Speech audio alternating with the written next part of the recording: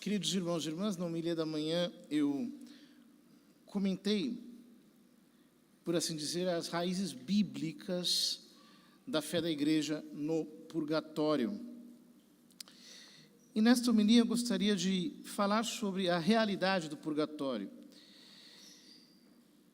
pois a doutrina católica está profundamente alicerçada na realidade. E, portanto, a crença no purgatório nasce justamente na percepção do realismo do pecado. Ou seja, nós sabemos pela divina revelação que se um homem morre em pecado mortal, vai para o inferno. E nós sabemos também que para ir ao céu é necessário estar purificado de todo e qualquer pecado. Porém, boa parte das pessoas terminam esta vida sem terem passado por uma profunda purificação. E por causa disso, elas carregam as escórias do pecado, os apegos, a deformação que o pecado causa na nossa própria estrutura psicológica. O que eu quero dizer com isso? Por exemplo, uma pessoa pode não cometer um pecado contra a castidade, mas pode estar de tal modo desordenada que o apego ao pecado permanece nela. Às vezes, por uma grande graça de Deus, ela se salva, mas morre carregando na alma essa deformidade. E o mesmo vale para os nossos rancores, o mesmo vale para o nosso apego ao dinheiro, o mesmo vale para a nossa soberba. Ou seja, a nossa luta pela santidade precisa ser uma luta pela purificação completa, ainda aqui neste mundo. Porém, esse não é um caminho fácil. A vontade de Deus era que todos nos purificássemos aqui, mas o fato é que nem todos conseguem se purificar dessas imperfeições nessa vida. E por causa disso, existe esse estado intermediário chamado purgatório. O nome purgatório é um nome criado pela teologia para descrever uma realidade que está presente nas Sagradas Escrituras, ainda aqui nas entrelinhas. E muitos santos, muitos místicos, tiveram experiências com a realidade do purgatório. Hoje eu queria trazer a experiência de uma mística dos nossos dias, chamada Fula Horak, uma mística polonesa que nasceu em 1909 e morreu em 1993, e que teve convívio com as almas do purgatório. Ela, no princípio, não acreditava em nada, era incrédula. Por uma série de fatores, ela se converteu. Nesse meio tempo, ela lutou contra o regime comunista que se tinha instalado na Polônia, foi presa, cumpriu 10 anos de cárcere.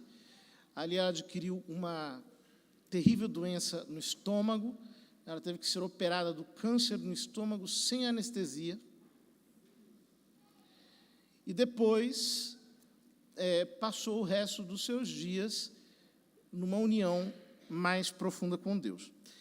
Então ela diz muitas coisas. Em primeiro lugar, ela diz o seguinte: os sofrimentos do purgatório são incontáveis e inimagináveis, porque cada culpa tem uma contrapartida correspondente no processo de purificação do outro lado. O pior tormento para a alma é a nostalgia de Deus. Ou seja, é a pena de dano eu não tenho Deus ainda, eu não posso vê-lo. Enquanto nós estamos aqui, os nossos sentidos nos fazem andar distraídos com 1001 coisas. Mas quando nós morremos, a nossa alma quer voltar para Deus com todo o impulso. E achando-se imperfeita, tem, portanto, que recuar. São Tomás de Aquino diz algo muito interessante a esse respeito. Ele diz que para as almas vale como que a lei da gravidade para os corpos. Em que sentido? Uma alma em pecado mortal tende para o inferno. Ela cai, o seu peso e o seu lugar natural é o inferno. Uma alma purificada, que ela se tornou leve, sutil, ela se espiritualizou verdadeiramente, ela é como fogo, ela tende para o céu. E uma alma do purgatório é como alguém que tende para o céu, mas ainda carrega um peso e não pode subir. Ela permanece como que suspensa e não pode chegar ao seu lugar natural. Então, a saudade de Deus, essa privação que a alma sente, é realmente um sofrimento terrível, que acompanha todas as fases do purgatório. A Fula Horak explica que o purgatório se divide como que em círculos. É uma maneira pedagógica de explicar para nós como é que se dá, digamos assim, essa aproximação de Deus através de diferentes penas do purgatório. E ela diz, pode-se supor que à medida que a alma, em seu processo de purificação, entra em círculos cada vez mais elevados e mais próxima do brilho eterno, o tormento da nostalgia diminuiria diante da esperança de sua gratificação próxima. Mas não. A distância cada vez menor desse brilho faz com que o esforço da alma pela comunhão com ele seja intensificado. Ou seja, quanto mais próximo, maior o desejo. É algo que acontece conosco. Digamos assim, que você esteja morrendo de fome. Aí você chega numa festa, mas não pode comer. Aí começam a passar as comidas na sua frente, você não pode comer. Aí você está com sede, passam as bebidas, você não pode beber. Portanto, a proximidade, aumentando o desejo, aumenta também o sofrimento. Então, ela descreve 10 círculos em que se dividiria o purgatório. Primeiro círculo, o círculo dos erros. Ela diz, o primeiro e mais terrível estágio do purgatório é o círculo dos erros. Durante este tempo, a alma circula nas proximidades da terra, mas não tem mais nenhum ponto de contato com ela. Ela não sabe o que aconteceu com ela no passado, nem o que vai acontecer com ela no futuro. Ela só sabe algo de um presente fantasmagórico e atormentador. Ela absolutamente não vê um fim para o seu tormento atual. Ela não entende nada. Imaginem o tormento que é estar perdido, né? Tendo a consciência da própria personalidade, não tendo mais a noção do tempo e do espaço, mas como que sem propósito. Quando nós nos sentimos desorientados, por exemplo, num lugar, nós não sabemos aonde é que é o quê. É uma sensação horrível. Essa sensação pode ser como que um pequeno exemplo de como seria esse tormento. O segundo círculo é o círculo das trevas. Nesse círculo, a alma não sabe ainda nada de Deus. Ela não tem ideia do que esperar do futuro. Como resultado, ela agora é forçada a se lembrar constante e meticulosamente de sua culpa, de todos os seus pecados, erros, omissões, negligências. Ou seja, a alma fica comparando o que ela tem agora com o que ela poderia ter feito. Ou seja, ela trocou a segurança da eternidade por uma série de bens efêmeros e fica como que eternamente não, mas fica profundamente culpada o tempo todo, atormentada, sem perceber nada de divino, atormentada por pensamentos constantes. E, por isso, tomada de remorso, completamente tomada de remorso. Terceiro círculo, o círculo dos adoradores de ídolos. Todos aqueles que em algum momento violaram o primeiro mandamento e colocaram os seres humanos, a ciência, as ambições pessoais, eles mesmos ou quaisquer objetos no mais alto nível, mas agora têm plena consciência da existência de Deus, mas não podem alcançá-lo. Elas alcançam o quê? Apenas os ídolos que elas procuraram na terra. O seu Deus era a ciência? Olha a tua ciência aqui. Para que ela vai ser útil ali? Para nada. O seu ídolo era o seu sucesso? Olha o seu sucesso. Para que ele serve aqui? Não serve para nada. Então a alma fica atormentada por aqueles ídolos que ela perseguiu nessa vida. Quarto círculo, o círculo dos cúmplices. Diz ela, este é o lugar onde aqueles que em sua vida ajudaram uns aos outros a pecar de alguma forma e se reencontram. Mas não é um reencontro real, é um reencontro na mente, ou seja, um tem sempre o outro em mente, sempre pensando naquela pessoa que o levou a pecar. Então, por exemplo, uma pessoa que, por causa de uma paixão, traiu a sua vocação, traiu a sua entrega, pecou, abraçou o pecado, uma vida distante de Deus, agora não consegue se separar daquela lembrança, mas essa lembrança, para ela, é suja, abominável. Então, essas pessoas quereriam, diz ela, se possível, até queimar a lembrança da pessoa dentro de si, a lembrança do cúmplice, mas não conseguem, e, portanto, aquela lembrança as atormenta, porque elas foram levadas ao pecado. Quinto círculo, o círculo de reconhecimento das consequências. Ela diz que este é um estágio indescritivelmente doloroso do purgatório. Como através de uma cortina aberta, a alma pode observar a terra e até as consequências mais remotas de suas faltas e erros.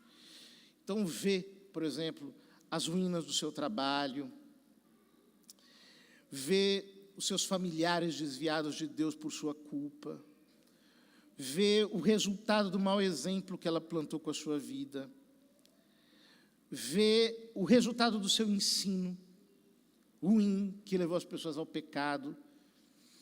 Então, ela não sofre só por si mesma, ela sofre também pelos outros.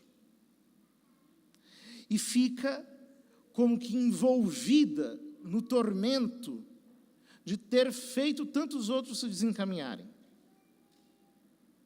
Sexto círculo, o círculo da solidão. Nesse círculo estão, diz ela, aqueles que, enquanto vivos, procuraram, sem pensar, muita atividade, barulho, entretenimento, e ficaram amando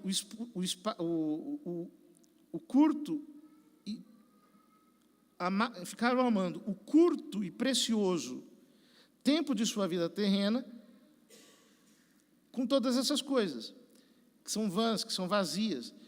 Então, o que acontece?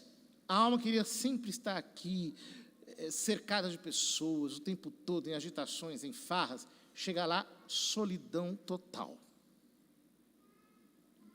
Não consegue enxergar ninguém, numa solidão completa. Ou seja, estão cercadas de vazio. E não sabem quando vão sair daí. Estão envolvidas por um vazio que as assedia por todos os lados, do qual elas não conseguem escapar. O sétimo círculo, o círculo de ruído torturante. Ela diz, em contraste com o círculo da solidão, aqui estão as almas daqueles que durante a vida sempre evitaram as pessoas, ou mesmo as desprezaram e que nunca compartilharam nada com os outros. Aqueles que prejudicaram a si mesmos e aos outros, sempre buscando a solidão e prestando atenção apenas às suas próprias experiências e sentimentos. Aqueles que ficaram longe da igreja para evitar a superlotação. Aqueles que foram mesquinhos e se retiravam para não compartilhar com os outros e não se gastarem com eles. Aquelas pessoas que dizem, não, eu vou ficar em casa, não quero saber de ninguém, não quero saber dos outros. Isso me cansa, não quero ajudar, não quero fazer nada, eu quero ficar na minha poltrona. O círculo, lá, no purgatório, o círculo da agitação. Ou seja, vão ficar o tempo todo sendo perturbadas, não tem canto tranquilo, não tem solidão. Por toda parte, multidões e multidões de almas anseiam por descanso, enquanto, ao mesmo tempo, roubam o descanso umas das outras. Imagine isso. Aquela multidão junto que não se separa, um perturbando o outro e não conseguem estar sozinhos, porque quiseram ficar muito sozinhos aqui nessa terra. Uma coisa terrível. 8º lugar, o círculo do desejo. As almas daqueles que viveram na falta de castidade e procuram satisfazer suas necessidades corporais por indulgência, depravação e luxúria, precisam refletir constantemente aqui. Porque um desejo de pureza inextinguível queima dentro deles, mas a impureza está agarrada. Então, elas querem se lavar, elas querem se limpar e não conseguem, porque a sujeira está nelas. Imagine assim, que você, por exemplo, esteja com uma roupa muito bonita, nova, na rua, alguém te suja completamente de sujeira, com esterco de animais, com coisas nojentas. E você não pode se lavar, não pode se limpar. E a sujeira está dentro de você, está em você, está impregnada em você e você não consegue se livrar dela. Isso é aquele que está preso no círculo do desejo por causa da falta de castidade. Em 9º lugar, o círculo das imaginações. Ela diz, este círculo contém as almas de pessoas que viveram suas vidas com desejos e imaginações, que constantemente, em busca de novas impressões e experiências, se escondiam atrás de falsas poses e se gabavam de infortúnios inventados, viviam apenas no que tinham pensado e no que achavam melhor para eles. Aqui, diz ela, essas almas terão que continuar a viver de acordo com suas ilusões inúteis, vagando sem rumo, em uma busca infrutífera de significado, de valores essenciais, enredados no caos confuso, sem sentido e agora absolutamente avaliado de seu próprio mundo ilusório. Tremendo isso. Porque a maior parte das pessoas vive assim, vive numa espécie de filminho interior, em que ali elas vencem todas as brigas, elas sempre estão certas, elas sempre são perfeitas, elas sempre vão ficar transtornadas no meio de ilusões do purgatório. O círculo das esperanças enganosas. São as pessoas que quebraram a sua palavra durante a vida, não cumpriram suas promessas, despertaram esperanças inúteis nas outras pessoas, ainda que tenham tido boas intenções. Então, diz ela, eles sofrem nesta parte do purgatório na esperança de sua rápida salvação. Então, parece que eles vão chegar e nunca chegam. Parece que vão chegar, chegou, nunca chegam. Então, é uma espécie de decepção contínua para purificá-las. O círculo da única verdadeira penitência. Ela diz que é a parte mais extensa do purgatório. Todas as almas que têm algo a fazer devem passar por esse círculo. Se nas outras regiões do purgatório a alma sofre de seu próprio mal, aqui ela pensa apenas uma coisa, que ofendeu o seu Criador. Aqui ela revive toda a sua vida com toda clareza e dor, dia após dia, cada momento e cada pensamento. Não é poupada a menor emoção pecaminosa do coração, na medida em que já não foi expiada na terra através do sofrimento consciente. A alma agora vê claramente os momentos em que poderia ter se desviado de seu caminho errado. Reconhece as luzes com as quais Deus quis alertá-la para a miséria de seu curso. Ela percebe que com seu livre-arbítrio escolheu coisas que ofendem a Deus e estão longe dele. Muitas vezes, com um pouco de esforço e reflexão, ela poderia ter feito o que teria mudado as coisas e trazido glória a Deus. É um sofrimento terrível, porque, imaginem, as pessoas terem clara consciência das graças que elas desperdiçaram, das pregações, dos conselhos das confissões, das direções espirituais, daquilo que leram, aquilo tudo gritando dentro delas. Você preferiu ofender a Deus, você preferiu se afastar de Deus, e é por isso que você está aqui.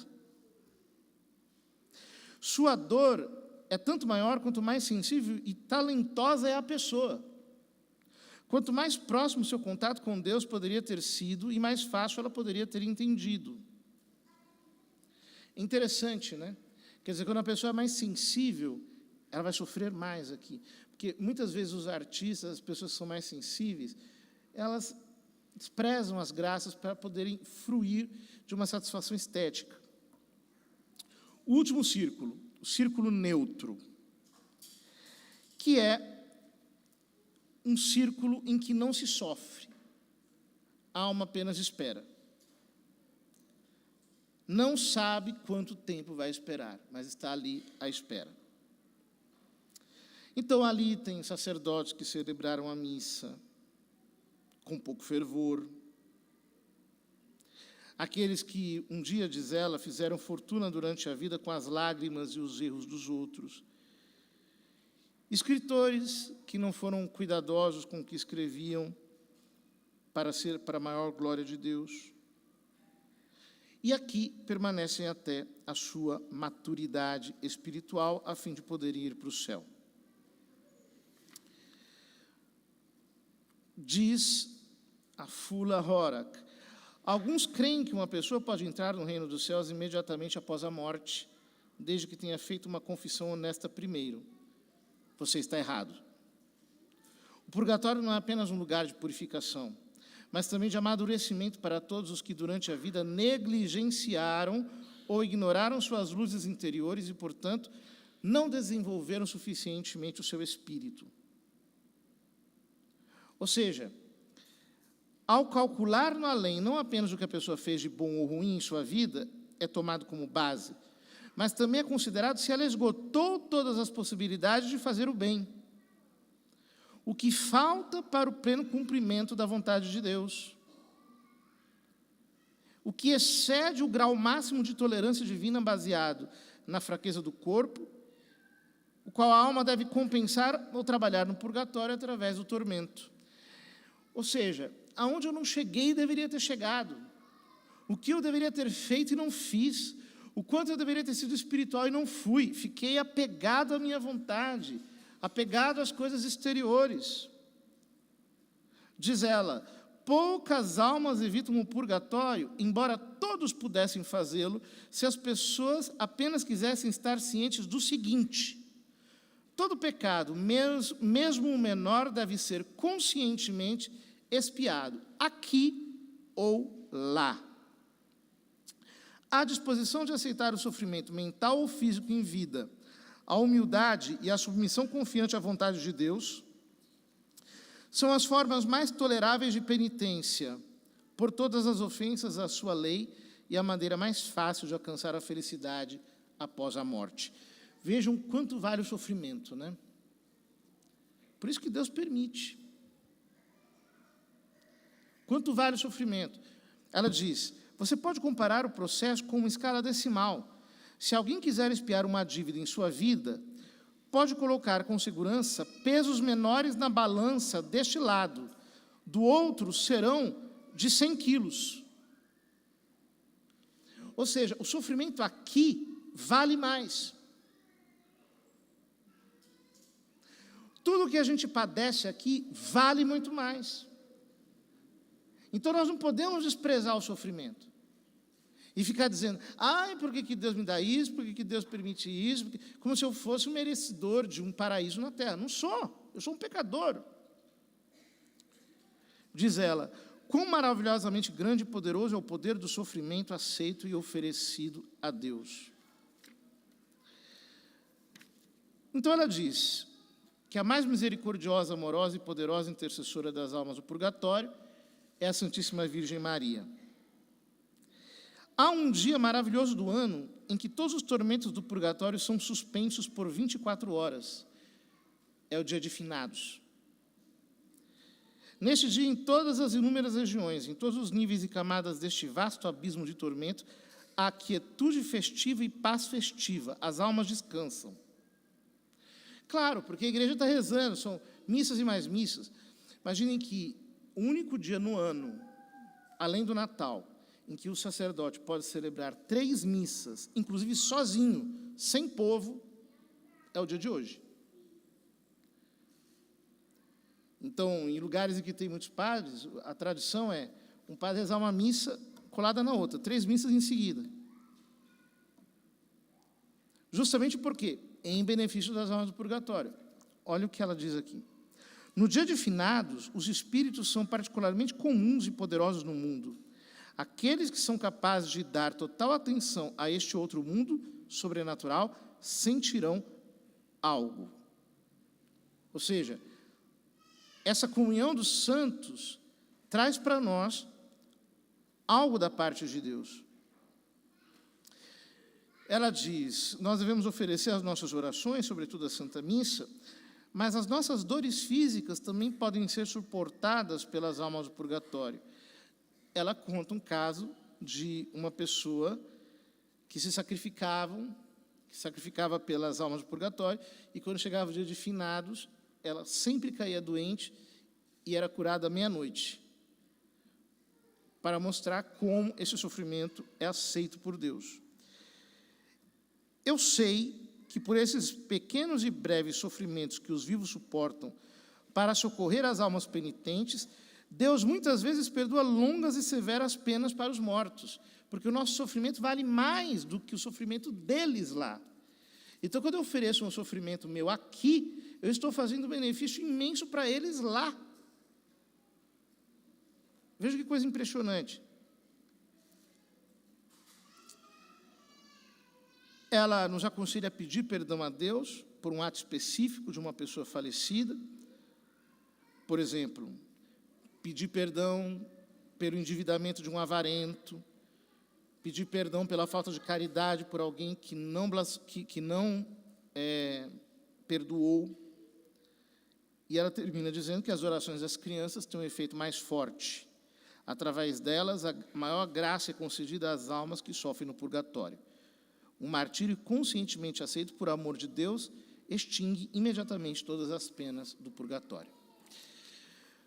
Portanto, queridos irmãos, vejam, são coisas lindíssimas que ela ensina através dessas experiências que ela teve, e que são coisas muito espirituais, e não tem nada de muito extraordinário, não. Às vezes nós temos a ideia de que é fácil ir para o céu, e que para saltar o purgatório, basta confessar, receber o sacramento na hora da morte. Não, não é assim, não. Se eu não me exercitar no arrependimento aqui, de verdade, todo dia, para me desapegar do pecado, se eu não me esvaziar da minha arrogância, do meu orgulho, através de minha humildade real, se eu não buscar a Deus com todo o meu coração, com o meu único amor, eu passarei por essa purificação, e ela será muito dolorosa, quando eu poderia evitá-la, se eu pudesse, aqui, aceitar toda a purificação que Deus possa me dar. Vamos pedir ao Senhor, portanto, que Ele nos ajude, e que nós nunca nos esqueçamos de rezar pelas almas do purgatório, porque possivelmente nós vamos passar um belo tempo por lá, se Deus não nos purificar antes com grandes cruzes de sofrimentos. Que Deus nos ajude e que nós tenhamos a coragem de cotidianamente rezar pelas benditas almas que padecem no purgatório.